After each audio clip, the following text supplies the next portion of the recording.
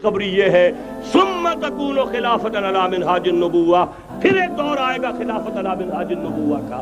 یہ محمد الرسول اللہ کی نوید ہے، وہو صادق المصدوق، وہ سچے ہیں، ان کی صداقت پر خود اللہ گواہ ہے، لہذا وہ دور آ کر رہے گا، اس میں کسی بھی بندے مومن کے لیے کسی شک و شبے کی کوئی گنجائش نہیں۔ اگلی حدیث اگلی سنیے، اب جب یہ دور آئے گا تو عالمی ہوگا، جیو ورلڈ آرڈر نہیں ہوگا، جسٹ ورلڈ آرڈر ہوگا۔ یہ نیو ورلڈ آرڈر NWO، حقیقت میں جیو ورلڈ آرڈر ہے JWO، لیکن اسی کو بدلنا ہے جسٹ ورلڈ آرڈر آف اسلام، اور وہ گلوبل ہوگا۔ دو حدیثوں کا تذکرہ کر دوں۔ حضرت ثوبان حضور کے ایک آزاد شدہ غلام تھے، وہ روایت کرتے ہیں، مسلم شریف کی روایت ہے، یہ صحیحین میں فرماتے ہیں کہ حضور نے ارشاد فرمایا ان اللہ زوالی الارض فرأیت مشارقها ومغاربها وان امتی سیبلغ ملکها ما زوی لی منها، رواہ مسلم رحمہ اللہ۔ حضور فرماتے ہیں اللہ تعالیٰ نے میرے لیے پوری زمین کو لپیٹ دیا، یہاں تک کہ میں نے اس کے سارے مشرق دیکھ لیے، سارے مغرب دیکھ لیے، اور سن لو مجھ سے، ٹیک اٹ فرام می، میری امت کی حکومت ان تمام علاقوں پر قائم ہو کر رہے گی جو مجھے زمین کو لپیٹ کر اور سکیڑ کر دکھا دیے گئے۔ گلوبل ہوگی کہ نہیں؟ دوسری حدیث سنیے، یہ پھر مسند احمد ابن حنبل کی ہے۔ حضرت مقداد ابن الاسود رضی اللہ تعالی عنہ فرماتے ہیں حضور نے فرمایا لا يبقى على ظهر الارض بيت وبر ولا مدر الا ادخله الله كلمة الاسلام بعز عزيز وذل ذليل اما يعزهم الله فيجعلهم من اهلها او يذلهم فيدونون لها۔ یہ ہے حدیث مسند احمد ابن حنبل کی۔ اور حضرت مقداد فرماتے پھر میں نے کہا اچھا تب تو ہو جائے گی وہی بات وَيَكُونَ الدِّينُ كُلُّهُ لِلَّهِ، دین کل کا کل اللہ کے لیے ہو جائے گا۔ حدیث کا ترجمہ یہ ہے کہ حضور نے فرمایا روئے زمین پر نہ کوئی اینٹ گارے کا بنا ہوا گھر رہے گا، نہ کوئی اونٹ کے بالوں کے بنے ہوئے کمبلوں کا خیمہ رہے گا جس میں اللہ تعالیٰ کلمہ اسلام کو داخل نہ کر دے۔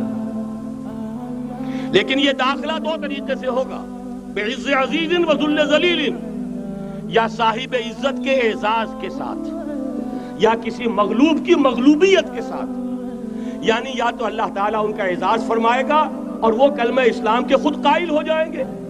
جب گھر والا خیمے والا اسلام لے آئے گا تو اسلام اس کے گھر میں داخل ہوگا، اس کو بھی عزت نصیب ہوگی۔ وَلِلَّهِ الْعِزَّةُ وَلِرَسُولِهِ وَلِلْمُؤْمِنِينَ، عزت و حق ہے اللہ کا، اس کے رسول کا اور اہل ایمان کا۔ اور اگر وہ اسلام قبول نہیں کرے گا تو یؤتُ الْجِزْیَةَ عَنْ یَدٍ وَهُمْ صَاغِرُونَ، چھوٹے ہو کر رہنا پڑے گا، جزیہ دینا ہوگا، اسلام کی بالادستی قبول کرنی ہوگی۔ بتائیے اس کے بعد بھی کوئی شک ہے؟ یہ ہے آسمانی نقشہ۔ یہ اللہ فرما رہے ہیں واللہ متم نورہ ویابی اللہ الا یتم نورہ لیظہرہ علی الدین کلہ ولو کرہ المشرکون، یہ اللہ کا فیصلہ ہے۔ ادھر یریدون لیطفئوا ہے، یہ زمینی نقشہ ہے۔ اب شکل کیا ہے؟ اب میں آپ سے عرض کر دوں کہ ان دونوں کے مابین جو خلا نظر آ رہا ہے، کوئی شخص یقین کے ساتھ نہیں کہہ سکتا کہ اب حالات کا کیا رخ ہوگا، اس لیے کہ ظاہر بات ہے قرآن مجید میں مستقبل کے بارے میں خود حضور سے کہلوایا گیا وَإِنْ أَدْرِي أَقَرِيبٌ أَمْ بَعِيدٌ مَا تُوعَدُونَ، لوگوں مجھے معلوم نہیں ہے کہ جس بات کی تمہیں خبر دی جا رہی ہے وہ قریب آ چکا ہے یا دور ہے۔ وَإِنْ أَدْرِي لَعَلَّهُ فِتْنَةٌ لَكُمْ وَمَتَاعٌ إِلَىٰ حِينٍ، اور میں نہیں جانتا، ہو سکتا ہے اللہ کچھ اور مہلت دے دے تمہیں اور کچھ اور آزمائش جو ہے اس کے لیے تمہارے لیے کوئی اور مہلت عطا فرما دے، ہو سکتا ہے۔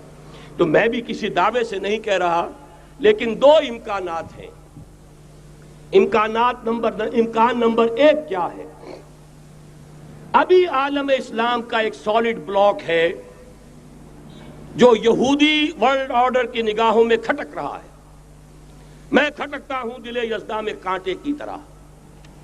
اگرچہ ان کی اسٹریٹجی کیا ہے؟ ایک ایک کر کے ان کے حصے بکھرے کر کے تیا پانچا کرو۔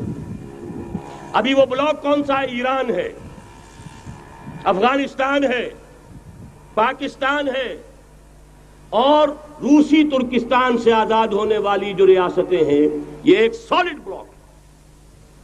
یہ عجمی مسلمان عربی نہیں، عربی گئے، یہ نوٹ کر لیجئے، اس لیے کہ عربوں کو اللہ نے فضیلت دی تھی، محمد ان میں سے تھے صلی اللہ علیہ وسلم، یہ رتبہ بلند ملا جن کو مل گیا۔ لیکن ساتھ ہی اللہ نے دھمکی بھی دے دی تھی سورہ محمد میں، ان تتولوا یستبدل قوما غیرکم، اگر تم پیٹھ دکھا دو گے اس مشن کو جو ہم نے تمہارے حوالے کیا ہے، تمہیں ہٹائیں گے، کسی اور کو لے آئیں گے۔ اور یہ بات ہو چکی ہے 13ویں صدی عیسوی میں، 1258 میں جب سقوط بغداد ہوا ہے، عربوں کے ہاتھ سے عالم اسلام کی قیادت چھین لی گئی، معزول کر دیا گیا۔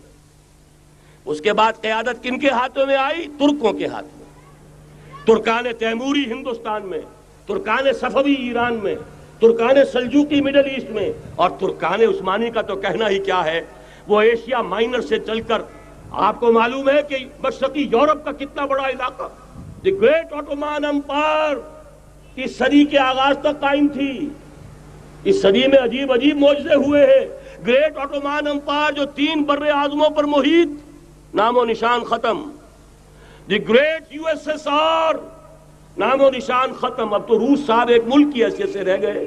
یہ اس صدی میں 2 اور وقت نہیں ہے میں اور آپ کو کیا بتاؤں، اس صدی میں تو بڑے بڑے عجیب عجوبے ہوئے ہیں، بڑی بڑی 2 عظیم جنگیں ہو چکی ہیں، تیسری جو ہے سر پر کھڑی ہے، دور نہیں ہے، جس کو حدیث میں کہا گیا ہے الملحمۃ العظمی، تاریخ انسانی کی عظیم ترین جنگ، اور وہی صلیبی جنگ جس کا آغاز بوسنیا سے ہو چکا ہے۔ بہرحال اس وقت جو میں کہہ رہا تھا، ورنہ میرے پاس تو یعنی یہ کہ درد دل کہنے کے لیے وقت نہیں ہے، مجھے اپنی بات کو محدود کرنا پڑ رہا ہے، لیکن میں اب آ رہا ہوں اصل موضوع کی طرف، کہ ایک امکان تو یہ ہے کہ اس بلاک میں اسلام کا احیاء ہو، اور اس کے لیے کچھ نویدیں بھی موجود ہیں احادیث نبویہ میں۔ وہ تو آپ نے سنا ہوگا اقبال کا شعر، میرے عرب کو آئی ٹھنڈی ہوا جہاں سے، میرا وطن وہی ہے، میرا وطن وہی ہے۔ حدیث میں آتا ہے یخرج ناس من المشرق یؤتون للمہدی یعنی سلطانہ، مشرق سے فوجیں نکلیں گی کہ جو کہ مہدی کی حکومت قائم کریں گی۔ یہ مہدی اہل تشیع کے مہدی اور ہیں، ہمارے مہدی اور ہیں۔ اہل تشیع کے عقیدے کے مطابق ان کے بعد میں امام جو روپوش ہو گئے تھے وہ امام مہدی ہے، وہ ظاہر ہو جائیں گے، ابھی امام غائب ہیں، پھر وہ ظاہر ہو جائیں گے۔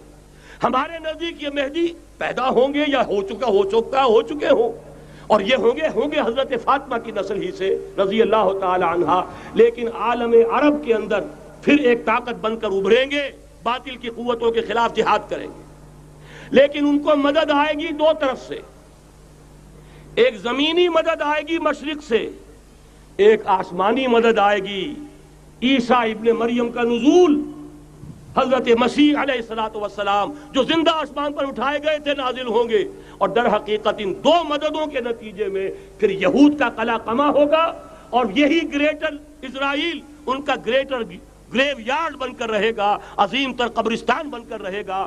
اس کی بڑی واضح حدیثیں موجود ہیں، اس کی بڑی تفصیلی خبریں موجود ہیں، یہ احادیث کی کتب کے اندر، بدقسمتی سے ہماری اس کی طرف توجہ نہیں۔ ایک تو یہ ہو سکتا ہے، اسی طریقے سے ایک اور حدیث ہے، یخرج من خراسان رایات سود، اور یہ مسلم شریف کی روایت ہے، نوٹ کیجئے گا، نہیں ترمذی شریف کی روایت ہے، یخرج من خراسان رایات سود لا یردها شیء حتی تنصب بایلیا، اور خراسان حضور کے زمانے میں آج کے افغانستان کا نام تھا۔ یہ افغانستان میں جو جہاد ہوا ہے، غلطیاں ہوئی ہیں اور غلطیوں کا خمیازہ بھگت رہے ہیں، یہ تو اللہ تعالیٰ کی سنت ہے جس میں اللہ نے صحابہ کو بھی ایگزمپٹ نہیں کیا، غلطی کی سزا دی ہے۔ 35 صحابہ کی غلطی غزوہ احد میں ہوئی، جہاں سے حکم تھا کہ مت ہٹنا، 50 میں سے 35 ہٹ گئے، نتیجہ کیا نکلا؟ فتح شکست میں بدل گئی، 70 صحابہ شہید ہو گئے۔ اللہ تعالیٰ نے فرمایا وَلَقَدْ صَدَقَكُمُ اللَّهُ وَعْدَهُ إِذْ تَحُسُّونَهُم بِإِذْنِهِ حَتَّىٰ إِذَا فَشِلْتُمْ وَتَنَازَعْتُمْ فِي الْأَمْرِ وَعَصَيْتُمْ مِن بَعْدِ مَا أَرَاكُم مَّا تُحِبُّونَ۔ مسلمانوں ہم سے گلہ نہیں کر سکتے، ہم نے اپنا وعدہ سچا کر دکھا دیا تھا، جبکہ تم انہیں گاجر مولی کی طرح کاٹ رہے تھے۔